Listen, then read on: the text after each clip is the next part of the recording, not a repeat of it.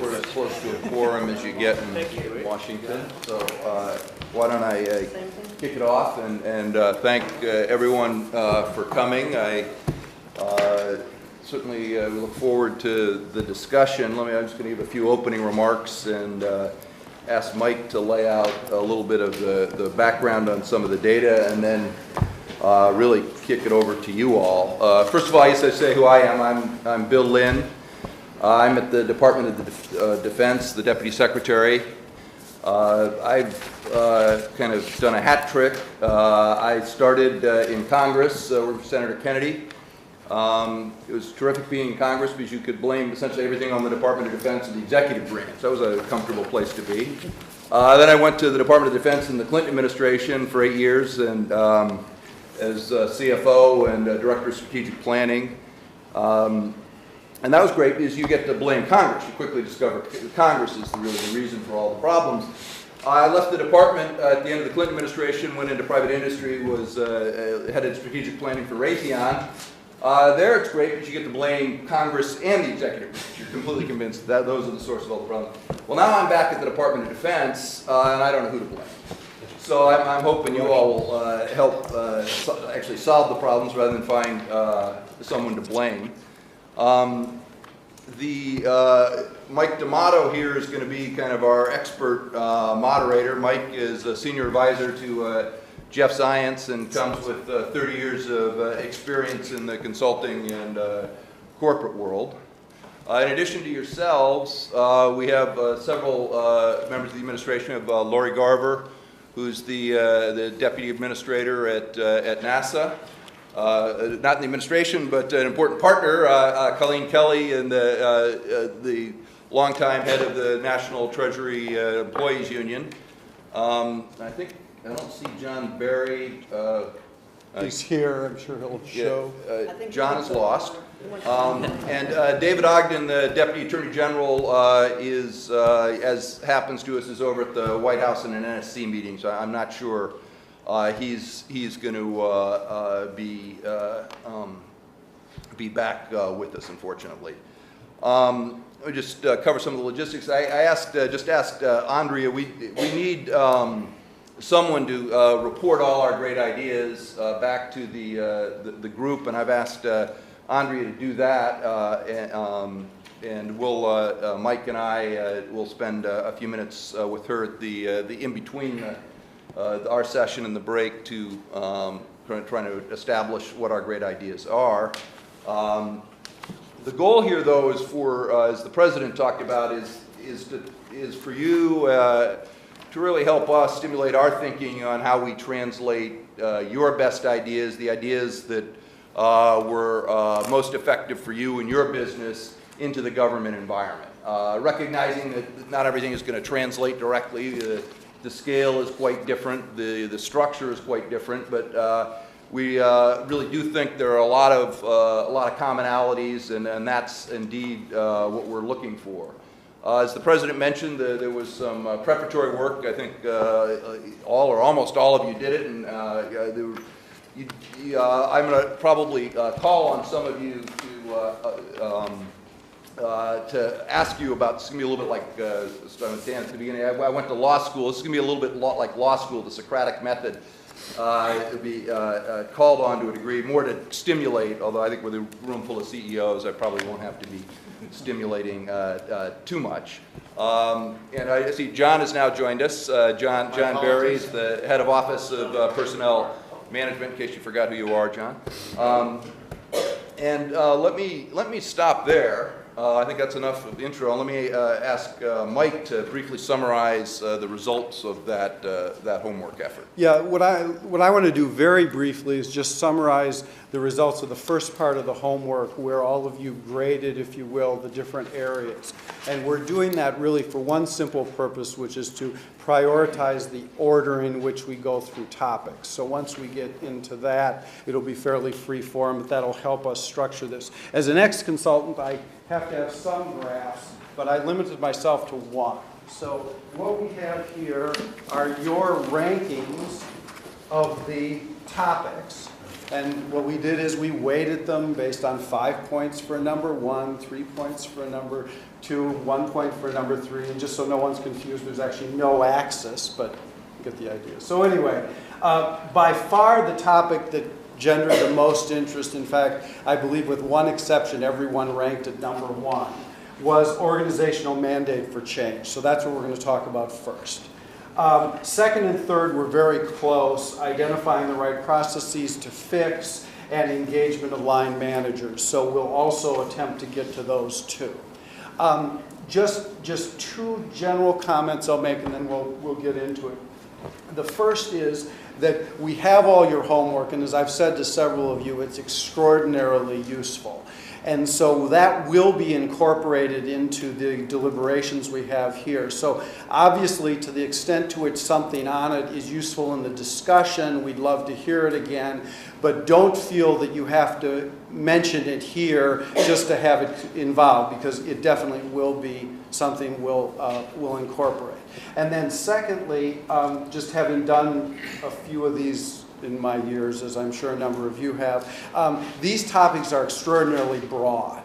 And so it's very easy to have the discussions of them get very general. And so as you're making points and lessons that we should try to learn, which is of course the point of this, to the extent to which you can include an example or a technique or a tool or something that will ground the point, that will be incredibly valuable to us.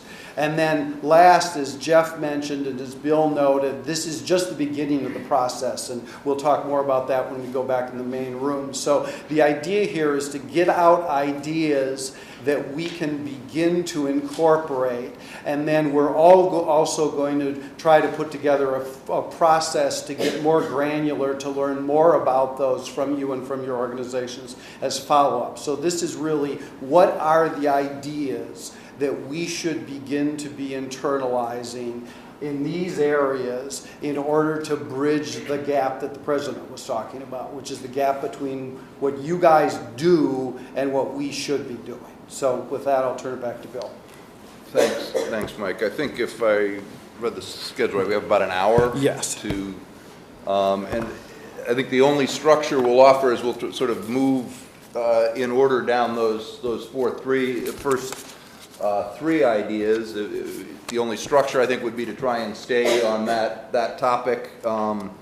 But if I might, I was going to call on Sal. I mean, you identified kind of look, there was a quote here. We will not fail attitude as critical in your submission there. Do you want to elaborate on that and maybe, as Mike suggested, identify kind of where a situation where you thought that really made a difference in your business? Sure. I think that, well, right now here at Monster, the company I'm currently running, we went in and there was a culture of stagnation.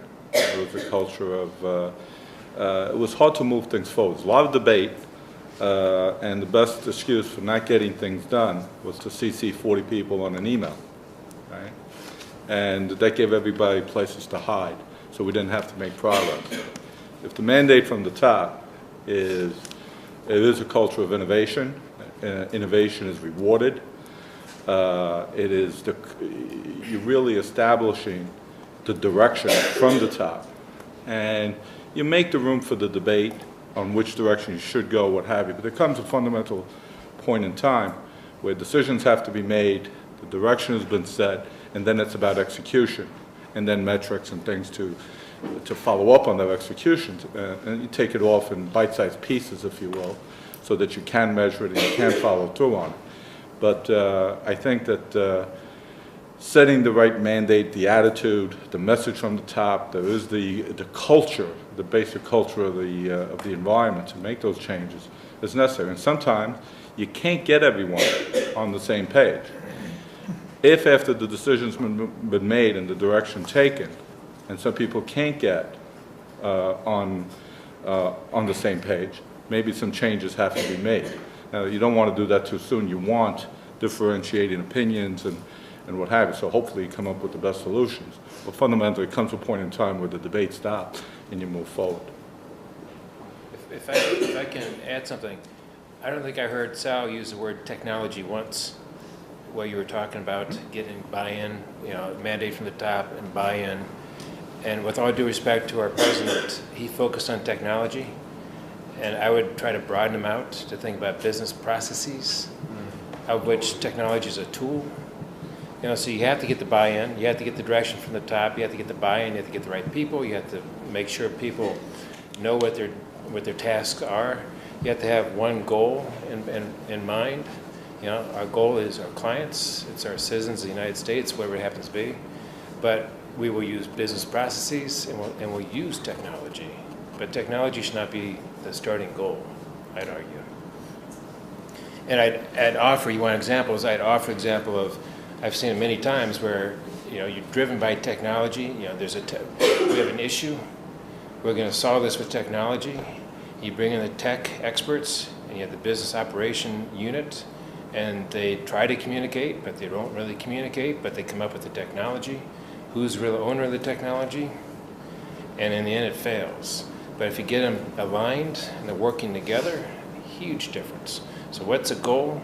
What's the business process? How are we going to get there? The alignment. People have their assignments. They know what those are, and here's how we're going to get there. And that's not to say that the technology obviously has a huge role to play, certainly at Monster over the past 2 years and 2.5 years. In a very difficult economic climate, we've invested hundreds of millions of dollars in innovation, new technologies. But we needed to decide what we want to do, set the goals, exactly what was just said, and then follow through using technology to execute and accomplish the goals, and not be afraid of where we get the technology from. It's not all homegrown. Some of it is homegrown. A lot of it is acquired. Wherever the best technology, wherever the best ideas lie, let's go get them, bring them in, and let's utilize them and be open-minded enough to accept that. The best kind of way to drive that, if you will, buy-in or mandate for change or what have you, and get people aligned is, number one, what people are paid on, and number two, what the boss checks on. What's on the agenda every week. Those two things, more than anything else, I think rally an organization to, it's one thing for the boss to say something. This is what I think is important. It's another thing is every single week it's what you start the meeting with. What people, this is what's most important. What are the results? It's what you ask questions on when you walk the halls. And number two, what drives the compensation system? Because that's what will move people. Now, it may be a little bit different in government with respect to how you do that. Whatever the reward system is, it's what what is rewarded, and that's what people will rally behind. I'd almost go back a step and just remind us that we've got to make sure the strategy is well thought out. The scenario planning has been done before you crank into the technology. I think a lot of times we're guilty of heading into the technology without doing a thorough job of thinking through the strategy. And where's your customer going to be 5 years from now, 10 years from now? Where's the world going to be 5 years and 10 years from now? And I think that's where it all starts. And is this a core competency? Is this something you should be doing or somebody else should be doing? And applying technology, one of the big pitfalls is often because it's kind of our business, so we actually like technology being the solution more often than not. But it's basically, there's IT is told to go automate the existing process, and that's probably problem number one, is not, rethinking the process in total, and rather than automating the way it's currently done. I can reinforce that in the government.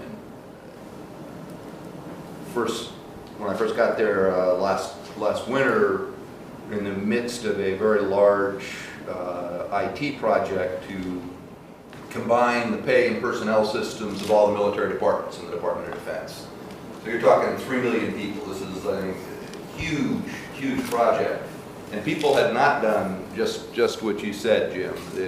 What we did, I won't say the product since we've got a camera here, but took a IT product that you have all heard of that is widely used in the private sector and said, we'll just apply this to the Department of Defense and we'll, in a few months we'll be up and running. Well, 7 years later, I canceled this program, several years and several $1 billion later, because nobody had rethought how we were going to do the pay and personnel systems and how the military pay and personnel differed from private sector pay and personnel. The fact that there's an order of magnitude more changes in the system. You have combat pay, you have flight pay. It's not just changing your 401k and giving a pay raise once a year. This very successful private sector system just didn't work as the Defense Department was engineered. But no one had gone in and started with what you're saying, Jim, is, you know, how do we want to do this?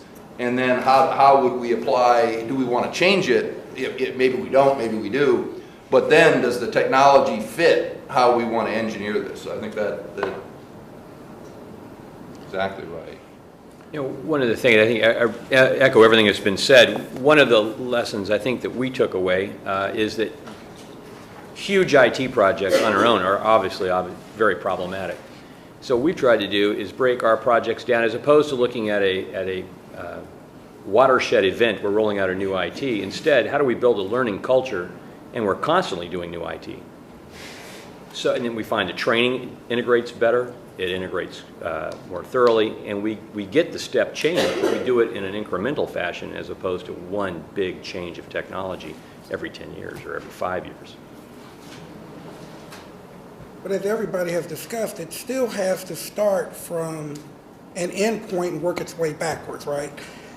If this is a for the people organization, and that's why you're here, then you need to start with what the people need. And if it's NASA, there's a customer, and if it's, you know, the welfare office, there's a customer, and you figure out what that need set is, and then you build your deliverable backwards from there, always post-audit and saying to yourself, have this money gone to help meet the business need, which is satisfying the customer.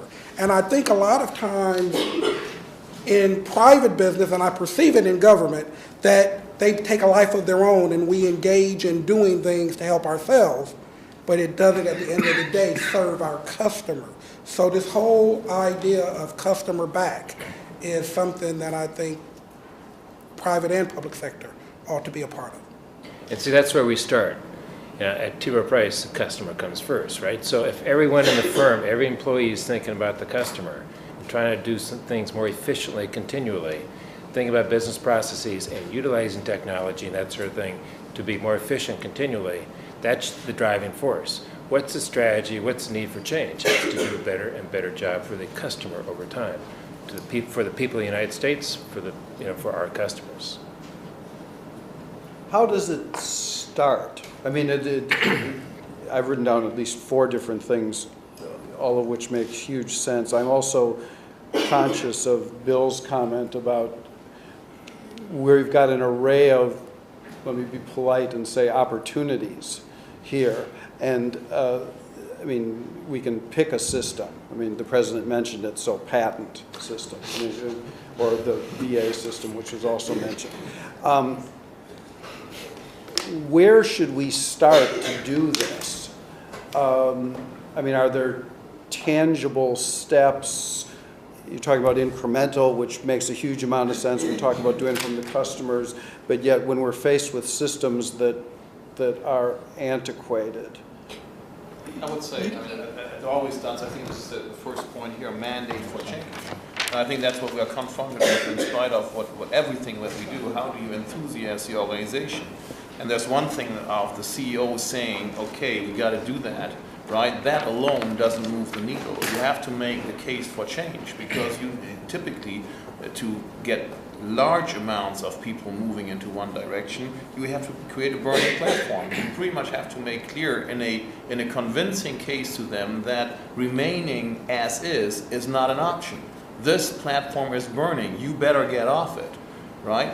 And I think you need some smart people, and you can do it with various things. You can do it with lining out what others are doing and benchmarking, saying, hey, look, this is so antiquated.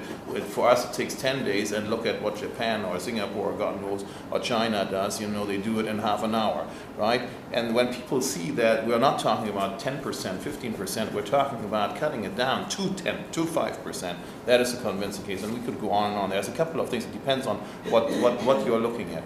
That's one thing. The second thing, I think, is you have to really, really be smart in picking the right people who you assign this task for. And I would always go to the person who understands the process and support the person with IT. But if you don't have somebody who understands that and is smart enough to drill through it, I mean, then the organization gets in a funk, you know, everybody's kind of, yeah, we gotta change, you know, but nobody knows what and how, you know, and it goes real bad, you know. And so, and third thing is, I think that you also have to prioritize. What do you start with first? And I would always start with the customer, be it internal or external. That's the best measure in terms of what value you create, or with a cost, because sometimes the best value you can create is just looking at your cost structure and say, you know, this affects 50% of my cost. So it's pretty much a no-brainer. If I can get 10% out of that, I'd start with that. Right? Just to say a few things on this. So you have, the corporate world has a natural incentive in the marketplace, and in the government we do not have that. So that's, I think, what we struggle with. You're jumping to conclusions too fast. I think that human beings always want to be proud of what they do, and you have that everywhere. People want to do good, and that's the point. I think you brought it up on the measurement side. You know, if you make transparent which teams are performing well, to be on a list, simply to, if it's not related to anything, but to see that your team is at the bottom of the list continuously, that by itself is painful. Yeah. Let me pick on the patent office. We're the third largest now filer of patents, so we're subject to the pain that is caused by this. I actually, part of the problem is top-down direction has to be clear as to what are the goals and constraints and what's immutable. I think everybody in the patent office is absolutely trying to do the right thing. In a tight environment, how much do you get to invest in things that may take some time to pay off? You could say, oh, we should never have any patent backlog. That probably has a cost that is prohibitive, so that probably is not the right answer. But how you frame the goals and the objectives and the constraints, because I think the thing that's probably driving the patent office more than anything is the constraints, not the ability to hire good people and to get the projects done and this sort of thing. You know, is the patent office going to be break-even or not a break-even operation? I think it's a discussion that's going on as part of patent reform, just as an example. And it would affect what they do. They look more like a P&L or they don't look more like, no policy statement here, just a simple fact that it's part of framing the goal. That is all about information. Everything in their processes is about receiving information, digesting information, processing information. And so in a sense, deciding what those goals are and then saying, okay, how do we remake process to deliver against that goal set? And then how do we make sure that, you know, we measure whether that's backlog or whatever the case may be. But most of the process changes that we spend a lot of time working with IT guys on these projects, they mostly go wrong because the business people can't clearly communicate or the IT people won't clearly ask for direction on what is actually supposed to be accomplished. Our own sales reporting system is a disaster. This goes back probably 15 years. It wasn't an IT problem. Somebody had to decide on what the definition of a sale is. Microsoft Word gets sold in about 28 different forms. So what is a version of Microsoft Word for the purposes of reporting? It's not an IT problem. But really having that dialogue, what's the process, and making sure the goals are clear and their goals to the modernization people, be those technology or otherwise, I think winds up really being at the root of a lot of the big change management issues. Management doesn't know what mandate they're really giving. In terms of, you know, kind of how to go about fixing processes, actually we've learned from Steve, you guys at Microsoft, I think you guys came up with the kind of the Scrum methodology, which is the notion of, you know, so many of these processes that need to get fixed are almost overwhelming. It's like boiling the ocean. And so you think about the process, which groups are involved, and you take one person, let's say from sales, one from marketing, one from engineering, one from manufacturing, a really, really kind of bright subject matter expert. You basically lock these people in a room, you know, and you sneak food under the door 2-3 times a day, and you come and you check up on them, and you expect progress every 2 days or once a week or what have you, and you let them work and you empower them. And it's amazing how much more effective just a few people can be if they're given one goal and really locked in a room and not allowed to move, and know that the expectations are to get this thing fixed in a very short period of time. And you guys, I don't know if you use it or not, but I think but you know, it's you know, Microsoft should get the credit for what's considered the Scrum process, which is kind of a rugby term with all these people working together. That's part of the sponsorship. Who Yeah. owns the product, right? It's not just the people in technology, it's not just the top management, but people own it, right? They're locked in that room, all right? They're gonna make sure this gets done. And it's their pride's on the line, whether they're in the government and they're nonprofit or for-profit, there's pride. So there's direction from the top. What's the strategy? What's the business process to be changed? Then there's buy-in, and it's buy-in by these sponsors, and these sponsors know the game. You got to have a big Then sponsor. then the technologists, where we have the most problem with technology is when the people in operations just don't talk with people in technology. But when you have technology people embedded in operations and they understand operations, then it's rapid fire. Then it's real time, as opposed to going out to bid and all this stuff that you have to do to rationalize things. The same thing about every project that failed that we did was led not by business but by IT. So our CIO today will say, I'll tell you it's a problem if the IT head in a country or the CIO is the leader. There's always teams. I mean, it's not that but if the number one sponsor who's going to make those last decisions on no customization, reject till it gets done and drive, it isn't not just a business owner, but a high-level business owner. It has a high propensity to fail. It has to get bubbled up to people who are like, I don't have time. If it's that big a transformation, it has to be almost at the top with an inordinate amount of time and leadership, not from technology. And so it's thought that there really is not a technology transformation ever. It's always a process transformation. And so to your question, Mike, it's really not about what systems or what should we look at. It's really what processes are broken. And you may find that they actually touch several, when you take a process, several systems actually. And that is where, and I think you can get the most changes when you actually look at it from a business process owner or a business and a high level departmental head, not their CIO. I'll give you an example of the thing I think works quite well in the government in terms of business owners taking leadership and really getting it done. I don't know whether it's 20 years ago, somebody decided that information was the key to warfare. If you actually look at the information put in front of the warfighter, I would consider those systems, sometimes they look ad hoc and they're enabling. Some of them look very centralized and controlled, but that's one where the line of business clearly understands, knows what they want, cares deeply, and drives it hard. I won't talk about logistics and HR systems because I think that probably falls in a little different category. But certainly on the let's call it systems for the warfighter, you see a whole different.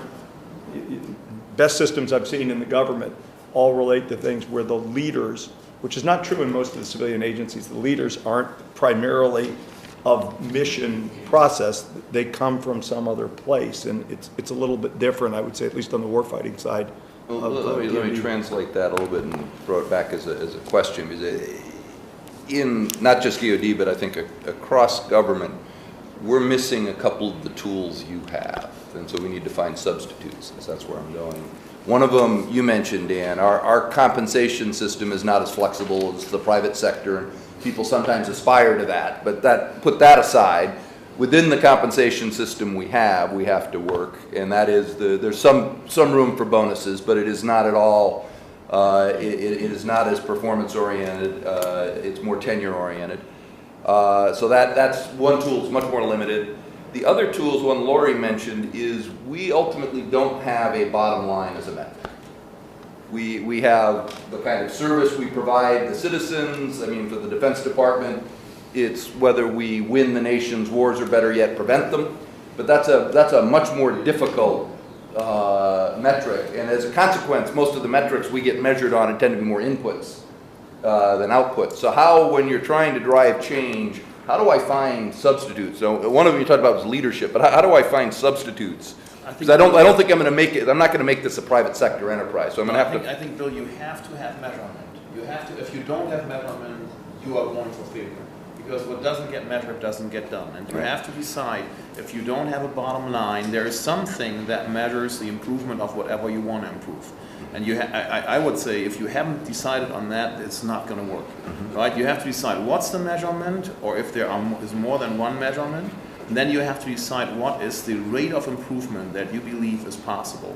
And that's where the whole goal setting comes in, which, I mean, you can use various things for. I mean, best ever achieved result, outside best practices, right?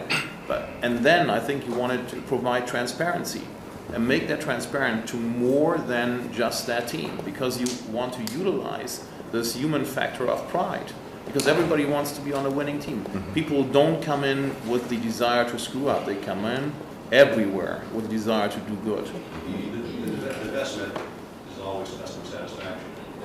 Even DoD, you can have customers. I mean, you have a customer base somewhere, you can measure the customer satisfaction. And I think that there's not an agency that you can't do that. Can I join your question? And I think we have an answer to your question, because you don't have some of the comp incentives that private industry has. And I'm going to guess that actually we could make the problem of that worse. Because I don't disagree with what anyone is saying about pride and measurement, but a lot of the aims of what gets done in transforming processes, standardizing them, and then utilizing IT as it innovates. And please correct me if I'm wrong, I defer to you on this. Because every time Microsoft, HP, or one of these companies comes to our company, they're talking about ways that we can take, it's kind of like towns built before the highways, ways that we can get out of redundant systems, that because in IT, scale, centralization, standardization, makes things available for superior and innovative process. But what happens when you do that is you're cutting out people.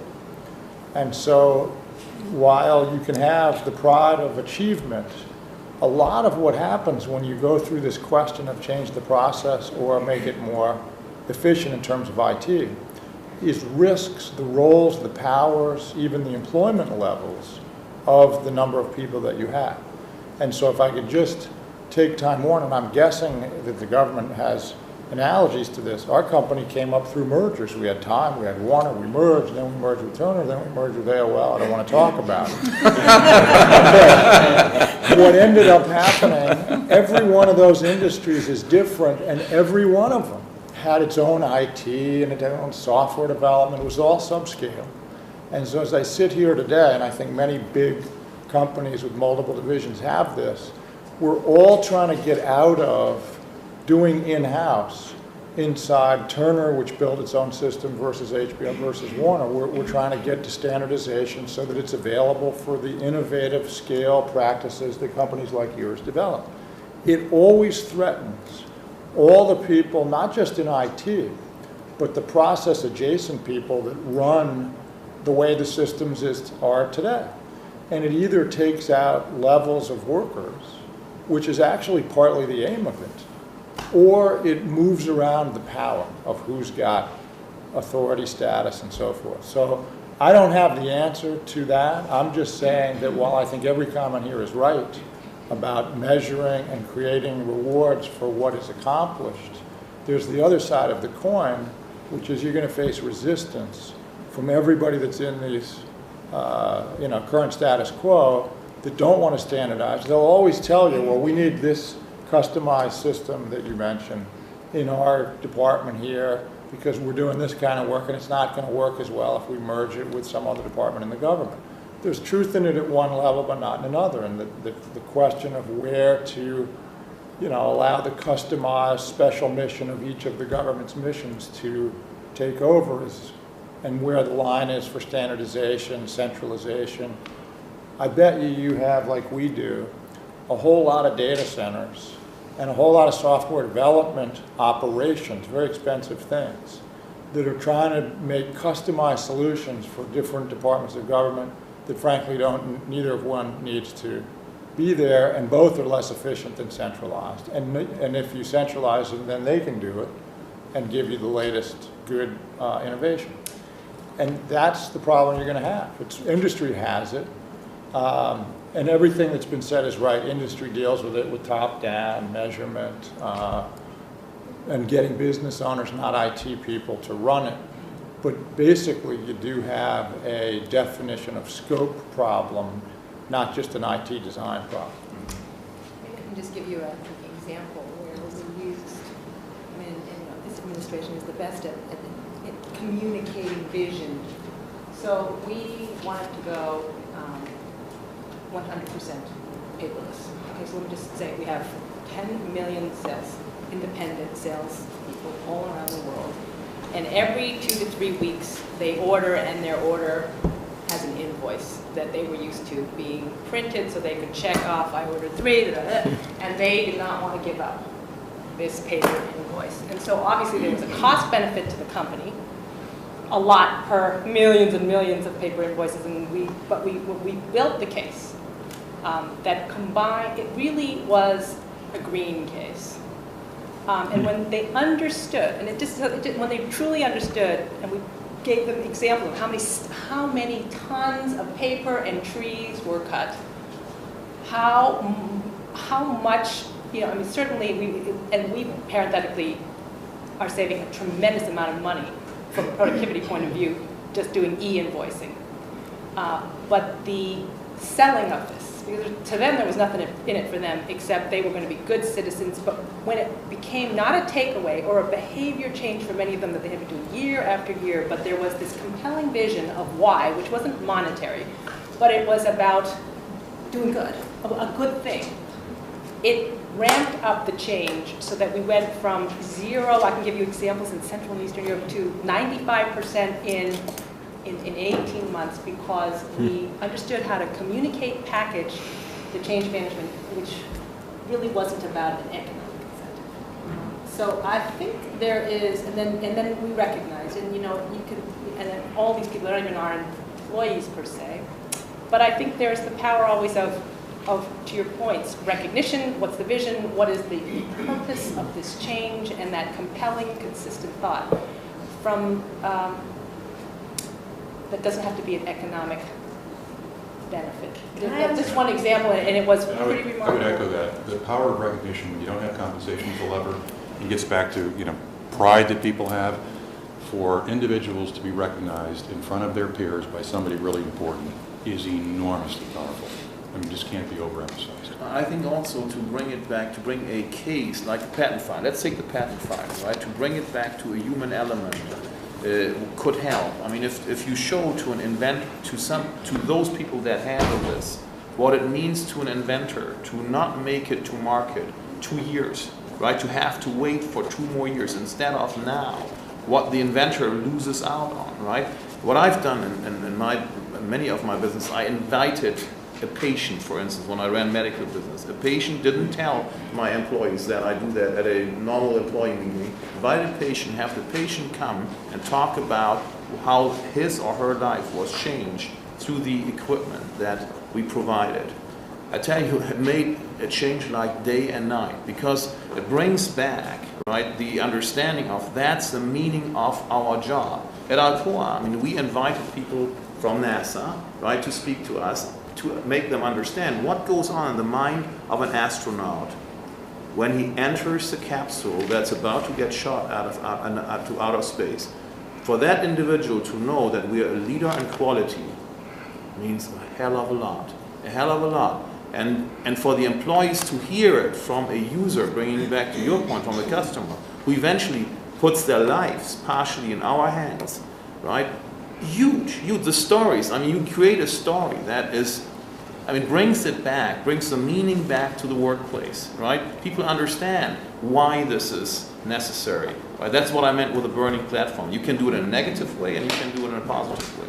Can I ask how long it took in your example, the green example, what the timeline was when you talked to the people who would be impacted by no longer killing the trees and printing the paper, to the time where they wanted to be a part of it?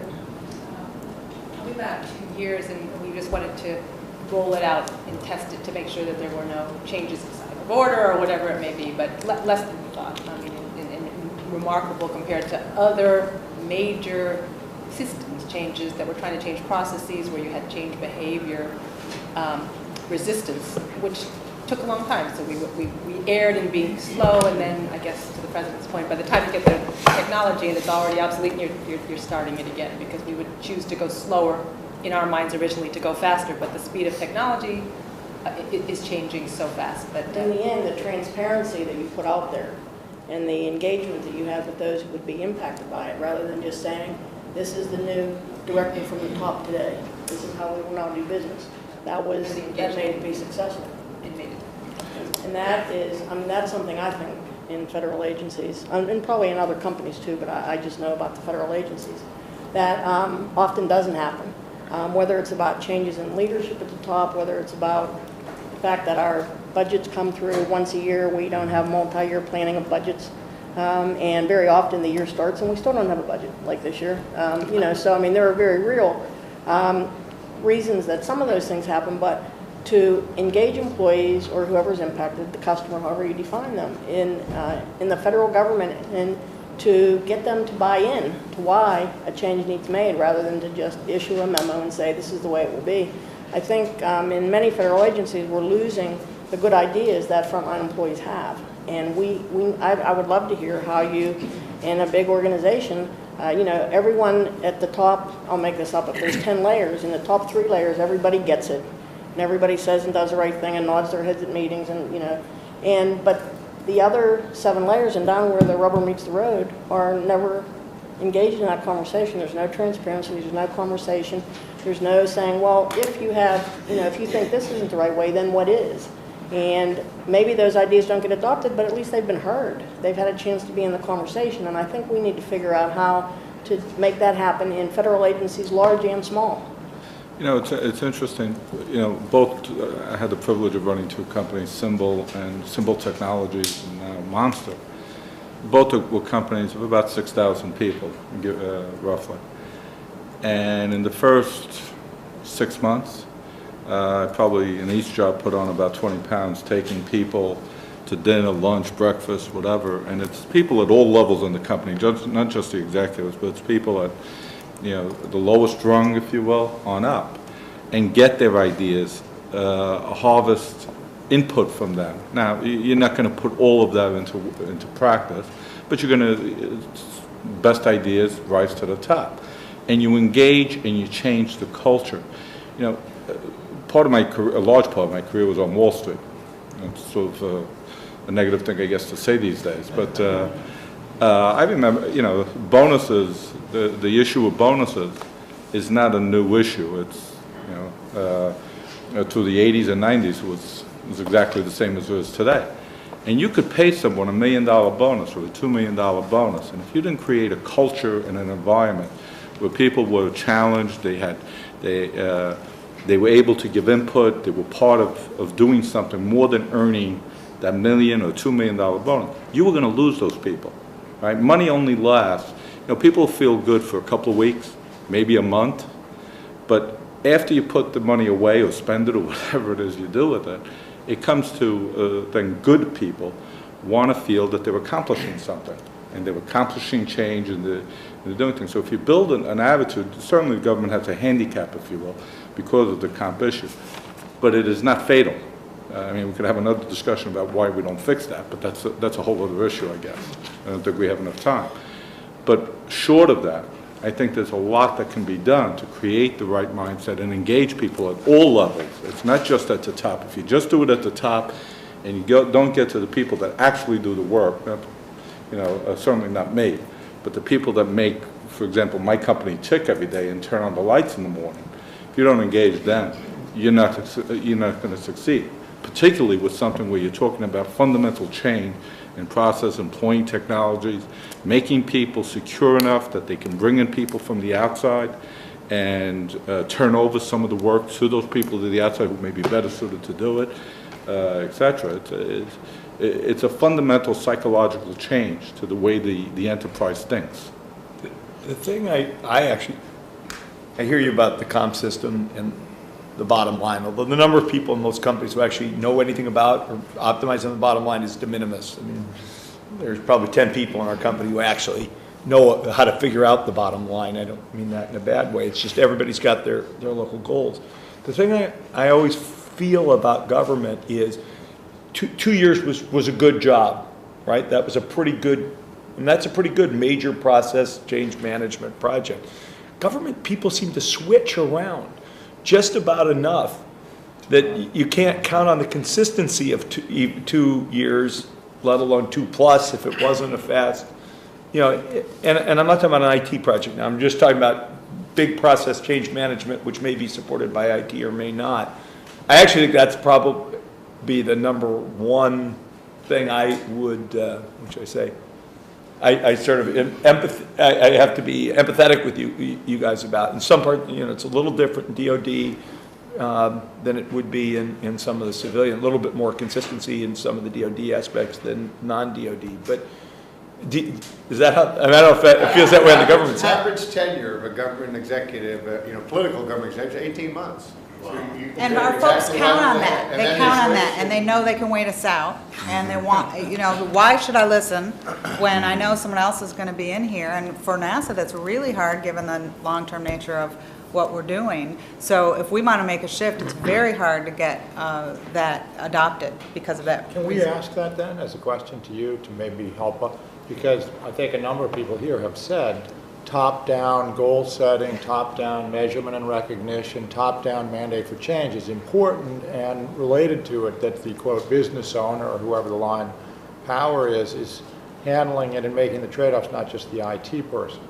If you put this question to you, because you know it and we don't, what do you do about the fact that the top management is rotating?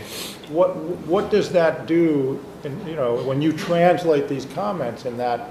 One of the things it does for me is the one you have second from the bottom, I would put up near the top. Okay. Early wins. Early wins. Yeah. Right.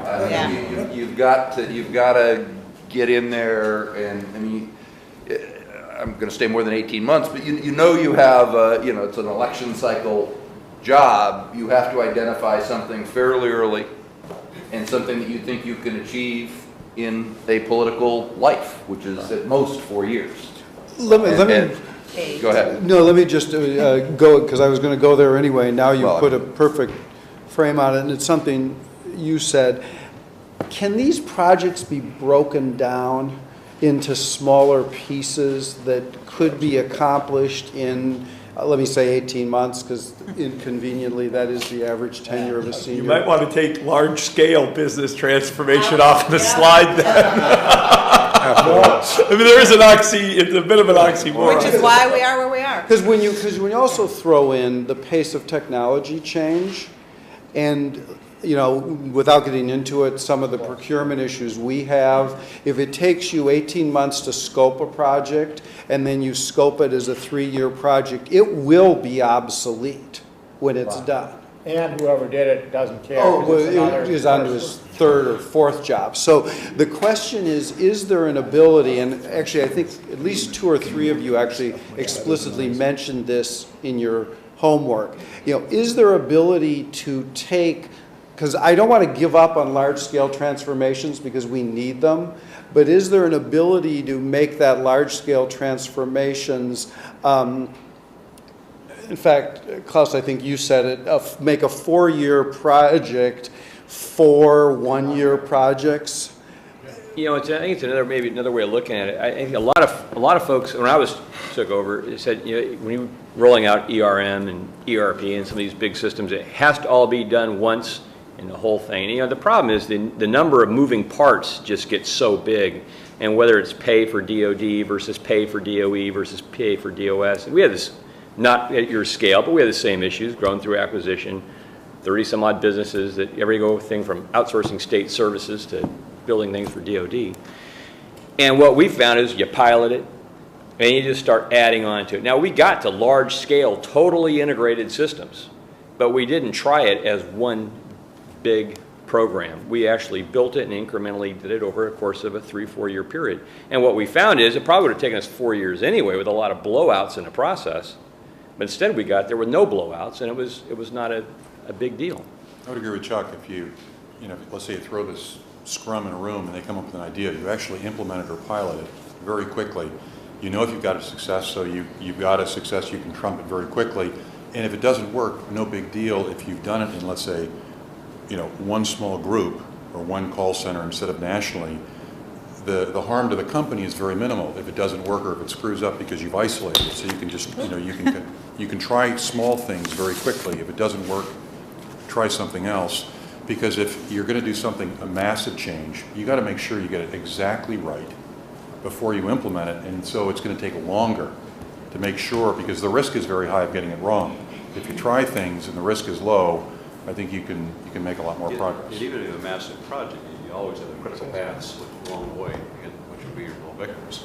If you don't hit that critical path, it's one project, five projects. So, I had a question. So sounds good to me. If you had some project pilots and quote successes, short term, would it actually lead to adoption, or would it lead to more intelligent resistance? Because it That's proved... the actual history. That's what it would We be have an been answer. death by pilots in the government. Ah. You know, I've been doing this for 30 years from different angles of it. And, you know, people pilot to death things, but nobody ever actually puts the knowledge together and makes a cumulative change. Because it tells you, well, here's what they're going to say, and how we can beat that. Here's how we get the new political boss sidetracked. Here's what it's going to do if it saves money. I think we're oversteering. It's not quite, particularly in Well, he said my DOD wasn't as experiences, bad. DOD, I think, maybe is a little different. I mean, what I found, and all the things are true. There's any organization, there's institutional biases. There's, as Jeff was saying, you know, big change threatens people and their roles and their jobs. The other thing I found, I think maybe the Department of Defense in particular, but I think it's throughout government, the department craves direction. They want to know where the leaders want to go, and they really want to get you there. I mean, now they don't want to lose their job. I don't want to, they're not crazy, but so there is an appetite for leadership in the department, and I mean, there's a real receptivity to an expectation with the new. In fact, one of the things you find difficult coming in with when you only got a partial team and you're trying to get everything organized is pedaling as fast as the career people want you to pedal. They want to know, okay, where are we going? I said, geez, I haven't found my office yet, you know. But so I think there is a counter to the waited out. I mean, they're both Certainly. And what you there. both said of people wanting, I think that you've told me a whole bunch of interesting things about people wanting buy-in and feeling like they're doing the right thing. Those are all things that we see with our employees for sure. You know, we had very much the same. We actually have eliminated the phrase pilot or test, because I would go in and somebody go, well, we're going to pilot in Estonia. Like, do we even do business in Estonia? It's so small. I mean, this is what would happen, and it would be the wait and see. So what? It's phased. So we don't go, you know, we don't go whole hog, but this is who's going in phase one. You know, but we had to eliminate the word, because by definition the word pilot meant this too may fail, we'll see, and we'll decide later if it's for us. So, I mean, just even in the private But sector. it's tough to come in and have to do this. I came in and NASA was about to roll out a $4 billion, a couple of contracts on IT, and they were exactly the wrong direction. And yet, when I tried to stop it, people said, we've had this in the works for 2 years. You're really going to stop it? Well, they were going to start more data centers. And I just met with Vivek, and he said, we want data centers combined agency to agency, much less. NASA has 80 on its own. So we're really going to do that. And you know, it was like seriously bloody to stop it and redo it, and got a new CIO in order to carry it out. But you feel terrible as a representative of the taxpayer making those decisions, because you know 2 years has gone through. But each case you have to say, get people to buy in, and okay, long term, this is where we want to be. NASA's not partisan. None of this is partisan political. This is just, we're here, we've already bought into this, let us finish it, kind of political. Which you guys have, this is shocking to me and much more interesting than I thought I'd be, that this is where you see it. And I'm wondering if you rated these in order of where you think the government needs more help. Yeah, would you tell us, because you I don't told know us what what question you we were answering. said. Could you tell us what you think is practical? Practical? To implement the priorities that you think are most effective. That's the right order. I mean, that's where we are.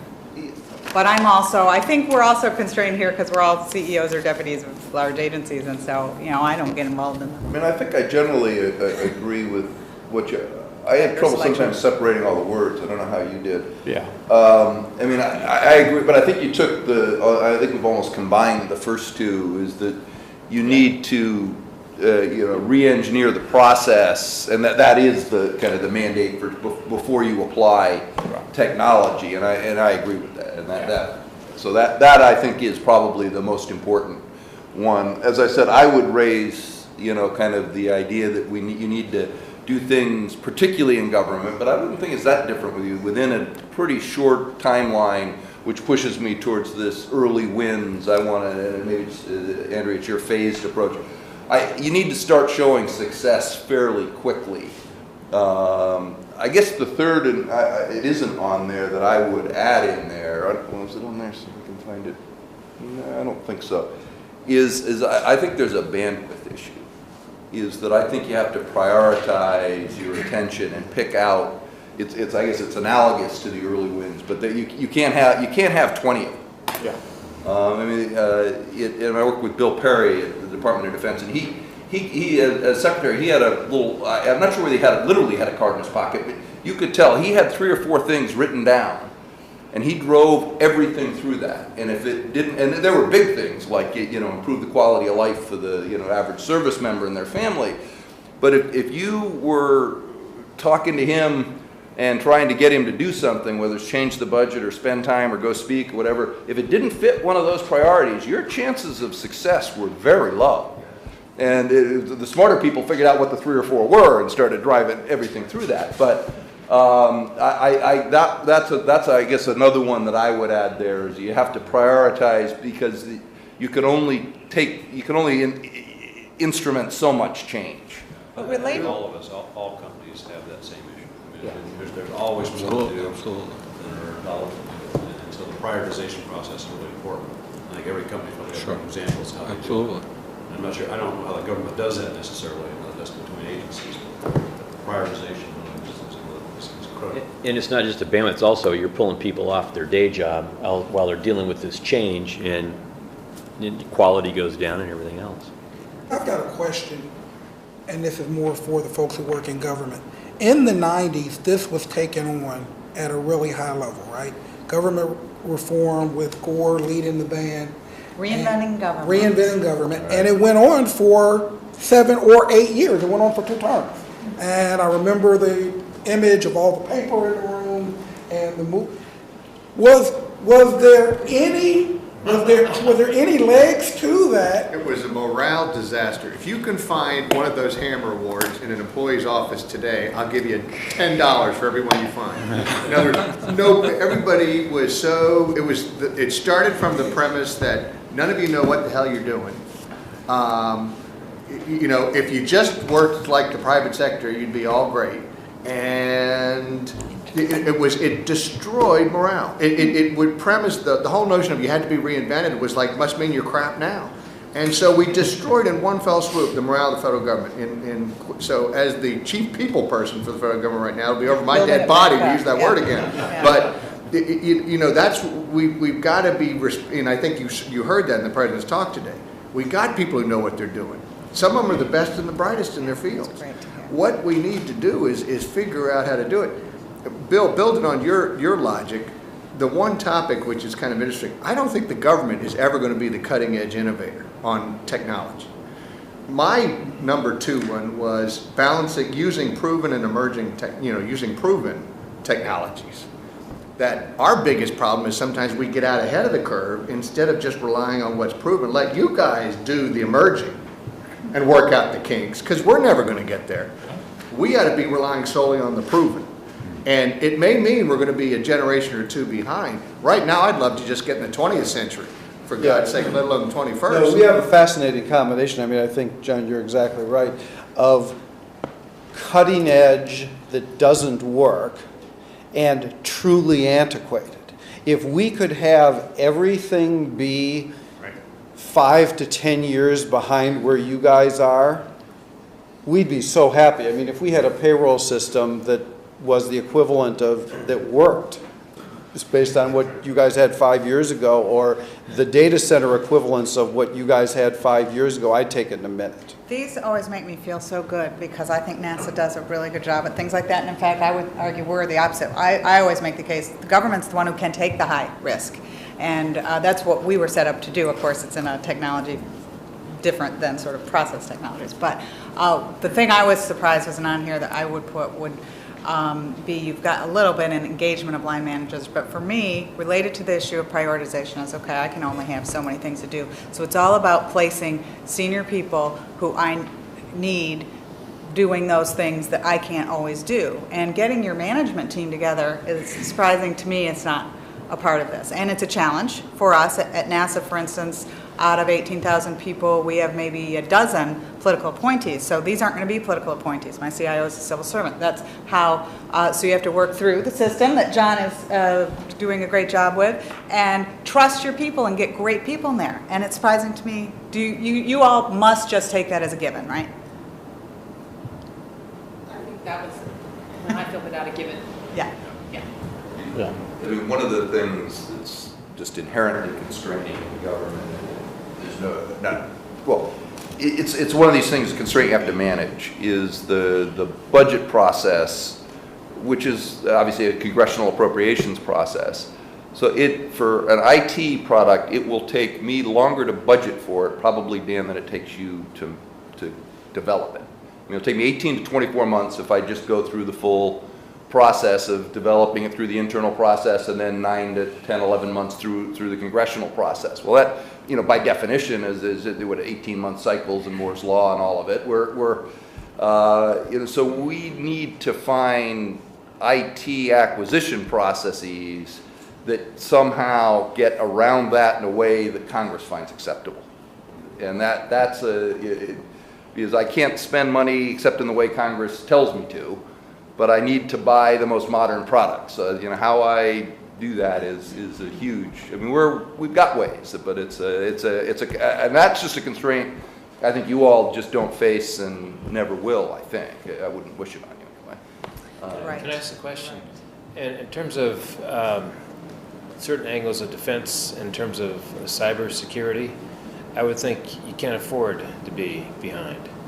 And I would guess that you're pretty good, if not really good.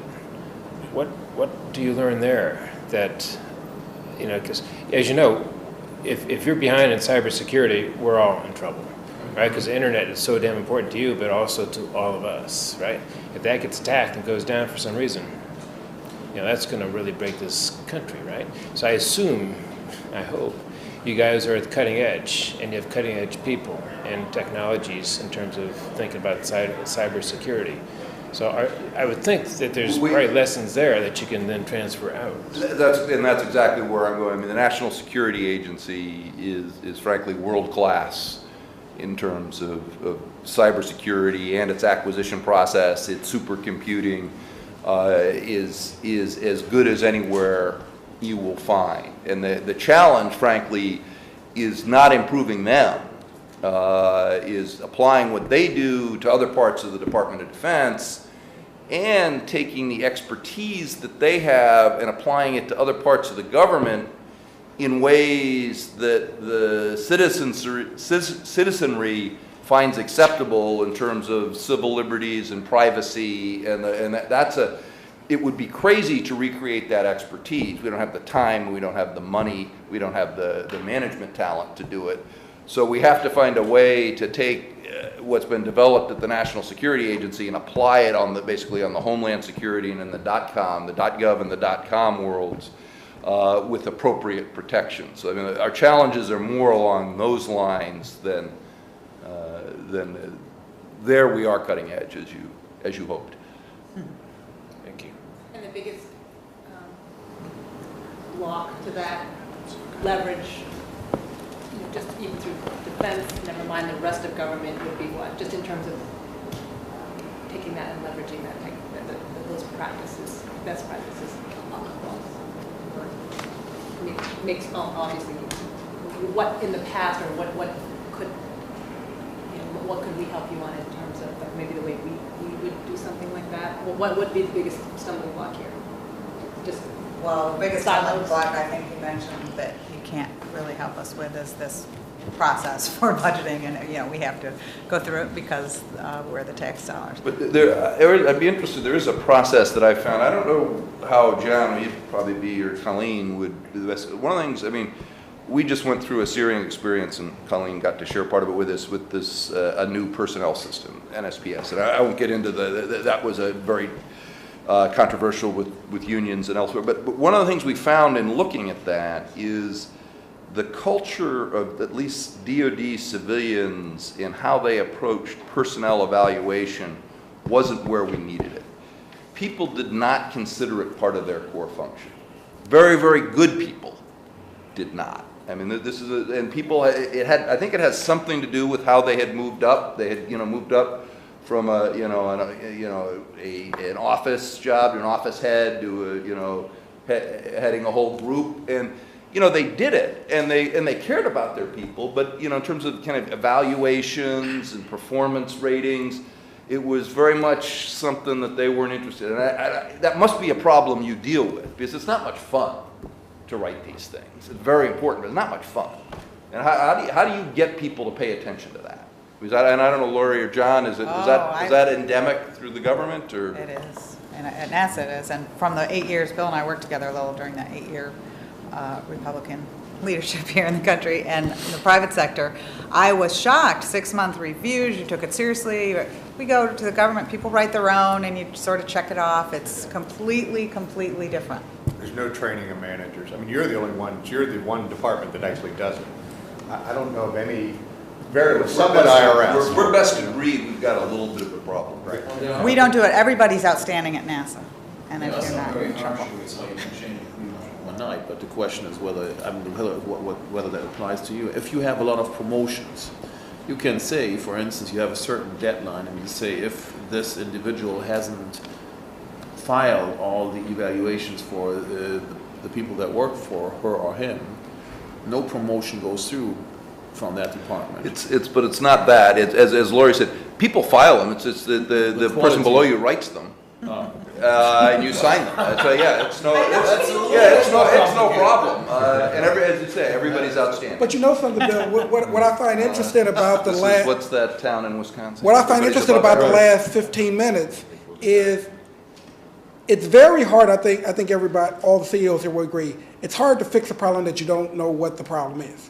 And we all came to this meeting with a perception of government, some at different levels, having worked in different form and functions.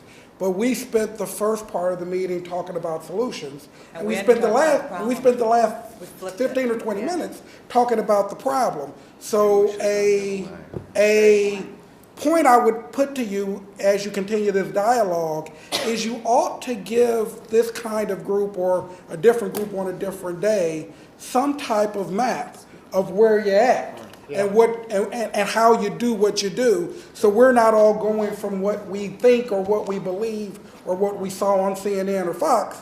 We're going from what we know, and then I think you would get a much better quality of answer. So could I ask, because while I've got the brain power around this table, it would be a huge help to me. We have tried to automate our retirement system in the federal government 5 times and spent almost $120 million. Every one of them, took the last one behind the barn and shot it. We spent that much money, we have nothing to show for it. I am still processing retirements, paper files, 18th century, notes.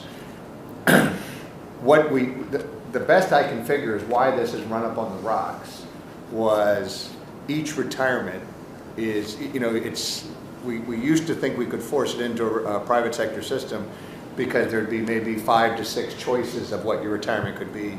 And in fact, we found out because, when you're on flight pay in Afghanistan, you get paid one rate for those 6 weeks.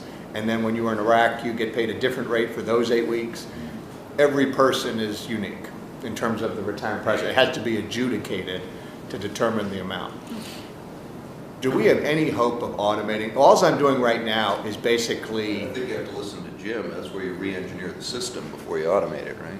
Yeah. But this is all I'm doing now is sort of scanning. To at least have the paper files turned into electronic format. But how do we get this to? Where would you go? In other words, since this has failed 5 times, the government is this has been multiple administrations. How would you start this? It sounds to me like you have an 80-20. could have an 80-20 problem. I mean, if you always go for the 20 or 10% most complex cases and want to start automating those, you'll end up with the most complex system, which is unmanageable, right? It might be a solution to say, think of it like, we talked this morning, like the production line things. You know, you say, I have a mass production line, and it goes like clockwork. It gets 50% of the people, and then I have a specialty line, and then I have something which I'll never be able to automate, you know, and maybe this case that you just described falls into that category. I'm happy with an 18th century process because it takes care of the individual the way it should be taken care of. I can make you feel a little better. We have an automated system, and every year after New Year's, the 30 years service ex-CEO secretary calls me from retirement and informs me that she's been thrown out of the pension system again. And it happens every year. And So we're not alone. Good. No, you're not the only one. Maybe we don't want to automate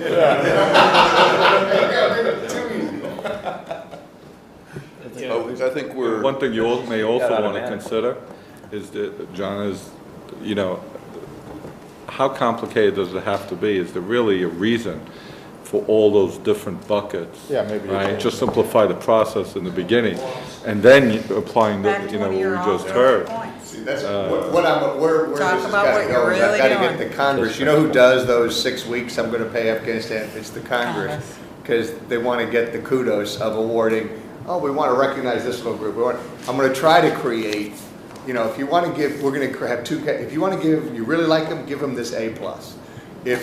Or give them this B, and try to channel their creative, you know, wanting to be Santa Claus into 2 buckets. You know, but that's going to be the process reform if we can get there. But Fortunately, in my company, you know, I can get very creative on commission schemes, and sometimes I get carried away. And the people that have to implement it bring me back to earth and say, do you really need to do that, because it would incur this. And, you know, it happens in business, but sometimes we over-engineer. The idea is to bring it down to what do you really need to do, simplify, and that would make that process, if you apply some of the rules we just discussed to that, I think you probably have a much easier time. So we, I think and we're- where we I think started, we- that it was Congress's problem. Yeah, it's They're the problem. it's never Congress's It's problem. never Congress.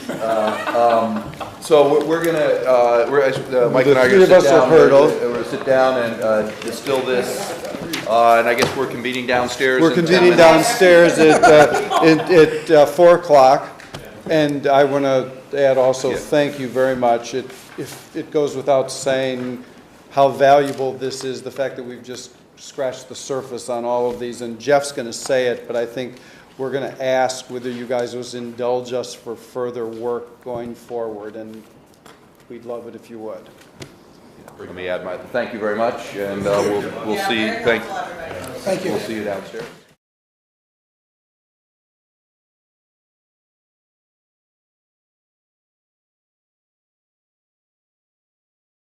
Point, that will be incredibly valuable to us.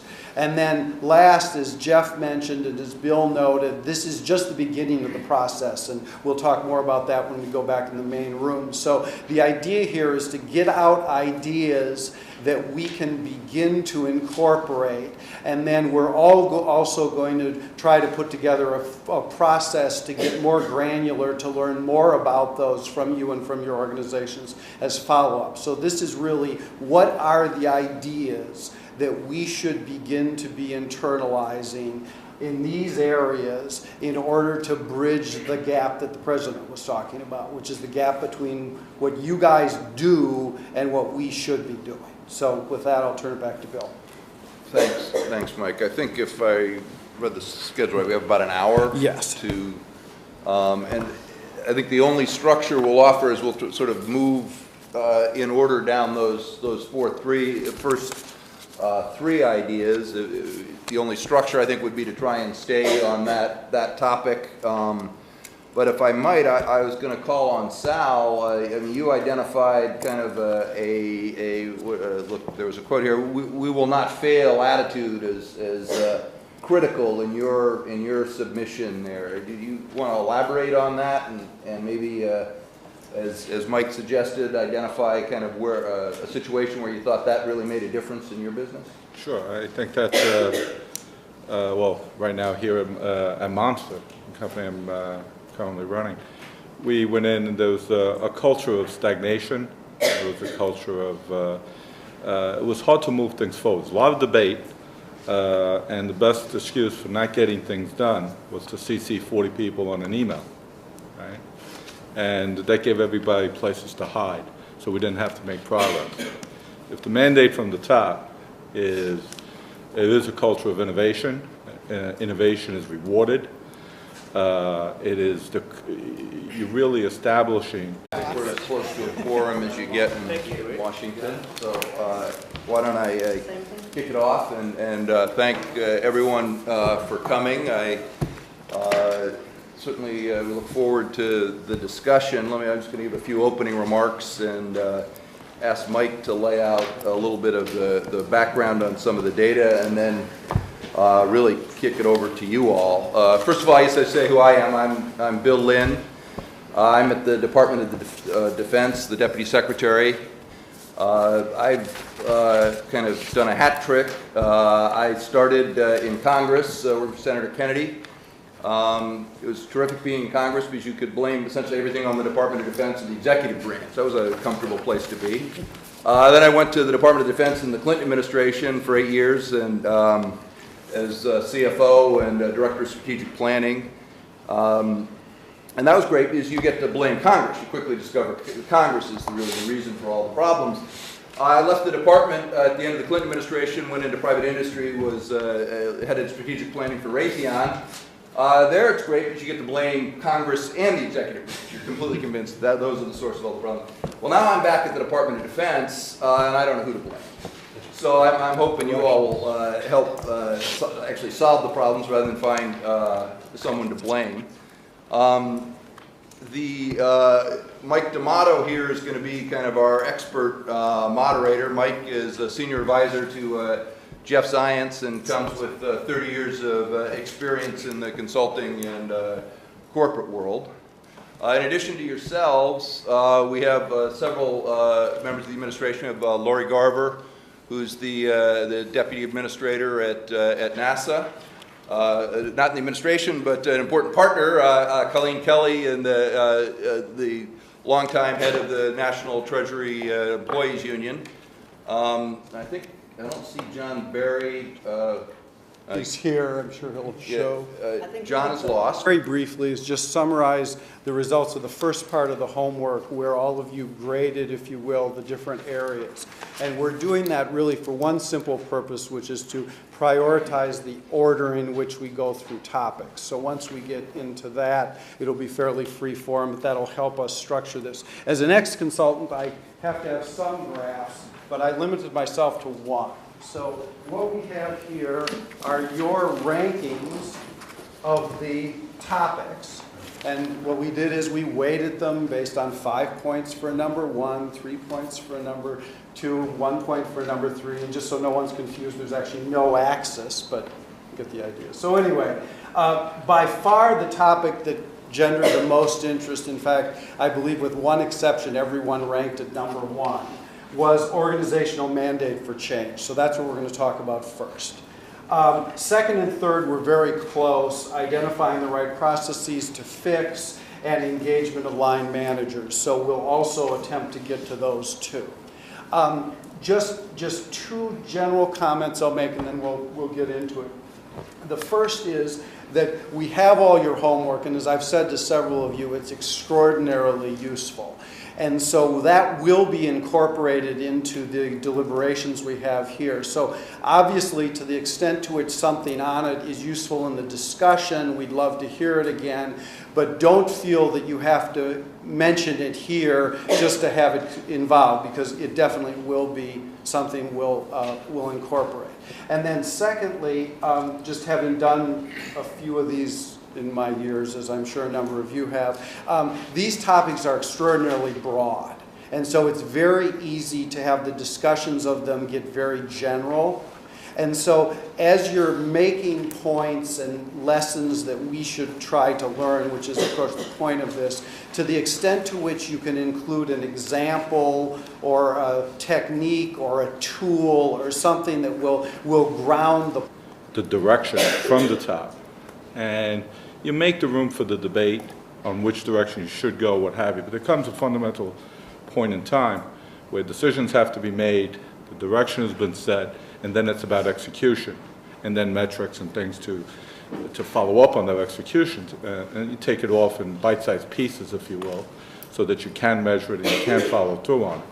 But I think that setting the right mandate, the attitude, the message from the top, there is the culture, the basic culture of the environment to make those changes is necessary. And sometimes you can't get everyone on the same page.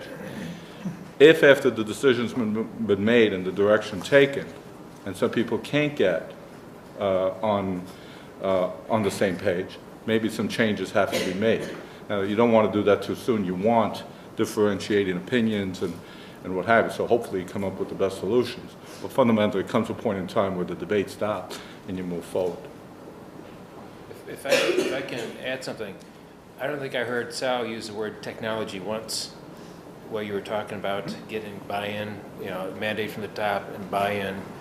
And with all due respect to our president, he focused on technology, and I would try to broaden him out to think about business processes, of which technology is a tool. So you have to get the buy-in, you have to get the direction from the top, you have to get the buy-in, you have to get the right people, you have to make sure people know what their tasks are. You have to have one goal in mind. Our goal is our clients, it's our citizens of the United States, whatever it happens to be.